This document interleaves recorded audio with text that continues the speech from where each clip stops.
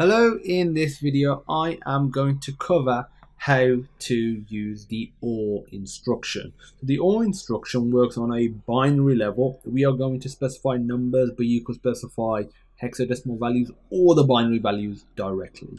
So if you already know what the OR instruction does, fantastic. If not, I'm going to do a quick recap. So on a binary level, we got these two numbers here. First one is 10 and the second one is 2 plus 1, which is 3. So what it does, it gets the actual binary value, which is this for 10 and this for 3. It goes from right to left and it checks, it compares the two bits. If at least one of them is on, then you'll result in true. So 0 and 1, this one is on, this gives us a 1.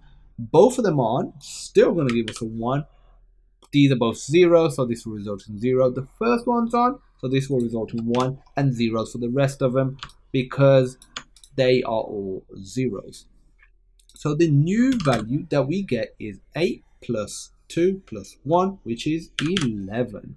So if I was to actually perform that, first of all, you need to move these into a register. I'm going to use the ESP and the EBP registers because they are not being used. You could use any registers you want, and they don't have to be 32-bit registers either.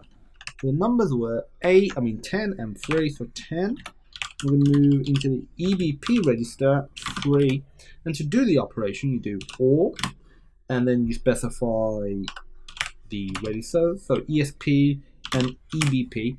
Something to note: once this does the operation, the result will be stored in ESP. So whatever is here will get overwritten.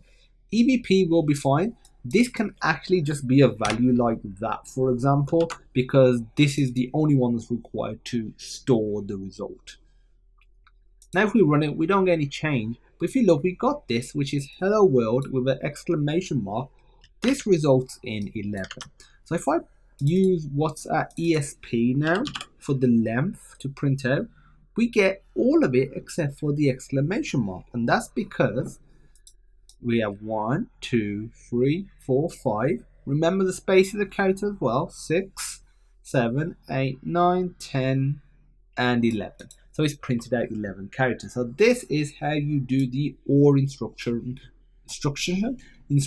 in assembly. If you have any questions, feel free to pop me a message, and as usual, I look forward to seeing you in the next video.